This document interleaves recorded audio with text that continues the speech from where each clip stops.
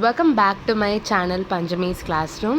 இந்த வீடியோவில் நம்ம 10th standard chapter 12 plant anatomy and physiologyல internal structure of monocot leaf பற்றி நம்ம பார்க்க போகிறோம்.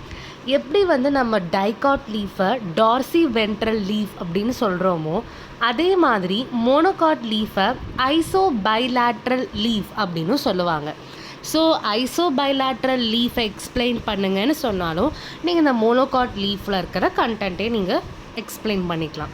ஸோ இதில் என்னெல்லாம் ஸ்ட்ரக்சர் இருக்குது அப்படின்றத ஒன் பை ஒன்னாக பார்க்கலாம். ஃபஸ்ட்டு பார்த்திங்கன்னா எபிடர்மஸ்ன்றது ரெண்டு இருக்குது. ஒன்று அப்பர் எபிடர்மஸ், இன்னொன்று லோவர் எபிடர்மஸ்.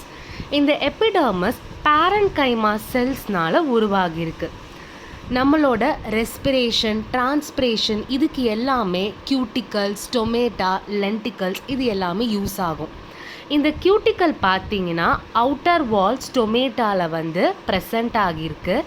அது லோவர் எபிடர்மஸ்லேயும் சரி அப்பர் எபிடர்மஸ்லேயும் சரி ரெண்டு இடத்துலையுமே ஸ்டொமேட்டாக்கு கிட்ட இந்த கியூட்டிக்கல் ப்ரெசண்ட் ஆகியிருக்கு.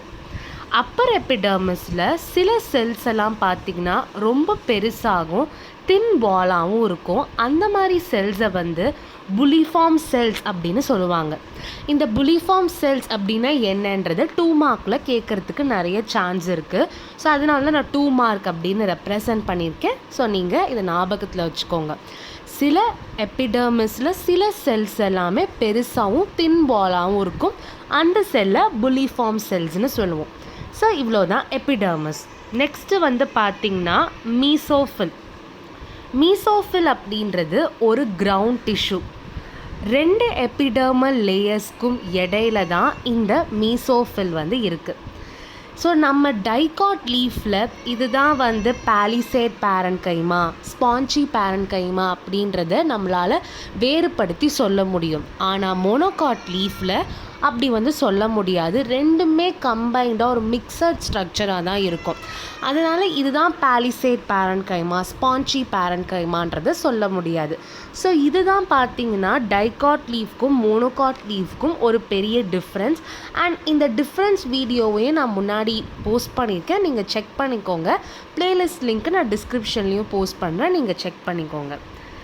ஸோ இது ஒரு மேஜர் டிஃப்ரெண்ட் இந்த மோனோகாட் அண்ட் டைகாட் லீஃப்க்கு. இந்த செல்ஸ் எல்லாமே இர்ரெகுலராக அரேஞ்ச் ஆகிருக்கும். அதாவது ஒரு ரெகுலர் பேட்டர்னாக இல்லாமல் அங்கங்கே அரேஞ்ச் ஆகியிருக்கும். அண்ட் இன்டர்செல்லுலார் ஸ்பேஸ் அப்படின்றது 2 செல்ஸுக்கும் இடையில ஸ்பேஸ் இருக்கும்.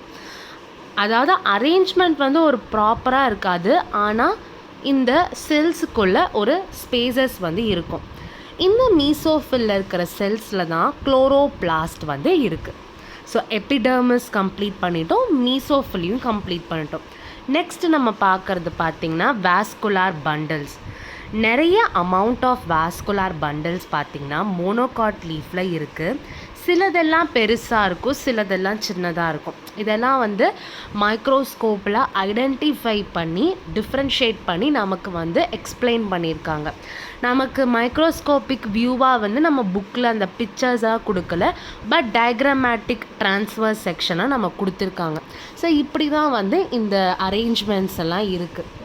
நெக்ஸ்ட்டு பார்த்திங்கன்னா ஒவ்வொரு வாஸ்குலார் பண்டலும் பேரன்கைமா செல்ஸால் உருவான ஒரு ஷீட் மாதிரி சரவுண்ட் ஆகிருக்கு. அதாவது அதை சுற்றி இருந்திருக்கு அப்படின்றத சொல்கிறாங்க.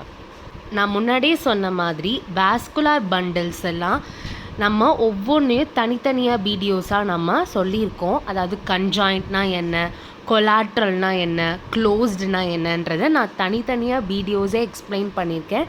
முன்னாடியே சொன்ன மாதிரி இந்த வீடியோ டிஸ்கிரிப்ஷனில் ப்ளேலிஸ்ட் லிங்க் நான் அட்டாச் பண்ணுறேன்.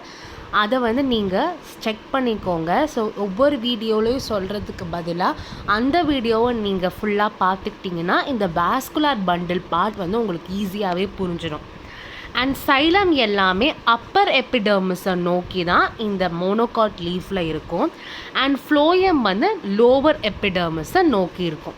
ஸோ இவ்வளோ தான் பார்த்திங்கன்னா ஸ்ட்ரக்சரோட explanation. Epidermis, mesophyll and vascular bundle. Dicot லீஃபில் பார்த்திங்கன்னா அந்த மீசோஃபில் டிஃபரன்ஷியேட் இருக்கிறதுனால நமக்கு கண்டென்ட் மோனோகாட்டையும் டைகாட்டையும் கம்பேர் பண்ணும்போது டைகாட்டில் வந்து அதிகமாக இருக்கும். மோனோகாட் வந்து ரொம்ப சிம்பிளாக வந்து முடிஞ்சிடும். அதனால் நீங்கள் வந்து ஈஸியாகவே இதை படிச்சுக்கலாம். மெயினாக வந்து நீங்கள் கண்டென்ட்டை எவ்வளோக்கு எவ்வளோ இம்பார்ட்டன்ஸ் கொடுக்குறீங்களோ அதே மாதிரி இந்த டயக்ராம்ஸ்க்கும் கொடுங்க. இந்த டயக்ராமை நீங்கள் தரவாக இருந்தாலே இதை வச்சு கூட நீங்கள் கண்டென்ட்டாக ஓனாக வந்து எழுதிக்கலாம். ஓனாக எழுதுறதுன்றது அந்த கொஸ்டினுக்கு ரெலவெண்ட்டாக இருக்கணும், அதுதான் மெயின். ஸோ அந்த டயக்ராமில் பார்த்திங்கன்னா மேலே ஒரு க்ரே கலர் லேயர் தான் நம்மளோட கியூட்டிக்கல். அண்ட் இந்த புல்லிஃபார்ம் செல்ஸ் பார்த்திங்கன்னா நான் முன்னாடியே சொன்ன மாதிரி அப்பர் எபிடர்மஸில் சில செல்ஸ் எல்லாமே ரொம்ப பெருசாக இருக்கும் அண்ட் தின் பாலாக இருக்கும். அந்த செல்லை புல்லிஃபார்ம் செல்லுன்னு சொல்கிறோம். அது நம்ம டயக்ராமேட்டிக்கில் பார்த்தா தெரியுது. இந்த அப்பர் எபிடர்மஸ்க்கும் லோவர் எபிடர்மஸ் ஃபுல்லாக இருக்கிற லேயர்ஸ் வந்து மீசோஃபில். அண்ட் வாஸ்குலார் பண்டலில் நம்ம என்ன சொன்னோம், ஒவ்வொரு வாஸ்குலார் பண்டில்ஸையும் சுற்றி ஒரு பேரன்கைமா செல்ஸ்னால் உருவான ஒரு ஷீத் இருக்குது. அதான் வந்து உங்களுக்கு ரெப்ரசன்ட் பண்ணியிருக்காங்க பண்டில் ஷீத் அப்படின்றது. அண்ட் நம்மளோட சைலம் வந்து அப்பர் எபிடர்மஸை நோக்கி இருக்குது, ஃப்ளோயம் வந்து லோவர் எபிடர்மஸை நோக்கி இருக்குது. ஸோ இவ்வளோ தான் monocot leaf or isobilateral leaf அப்படின்றது. So monocot root, dicot root, monocot stem, dicot stem and monocot leaf, dicot leaf, இது எல்லாமே நம்ம டோட்டலாகவே கம்ப்ளீட் பண்ணிட்டோம். இந்த டாப்பிக்கில் ஏதாவது டவுட் இருந்ததுன்னா மறக்காமல் கமெண்ட் செக்ஷனில் போஸ்ட் பண்ணுங்கள். இந்த வீடியோ உங்களுக்கு பிடிச்சிருந்தா லைக் பண்ணுங்கள், உங்கள் ஃப்ரெண்ட்ஸ்க்கு ஷேர் பண்ணுங்கள் அண்ட் மறக்காமல் நம்ம சேனலை சப்ஸ்கிரைப் பண்ணுங்கள். தேங்க்யூ.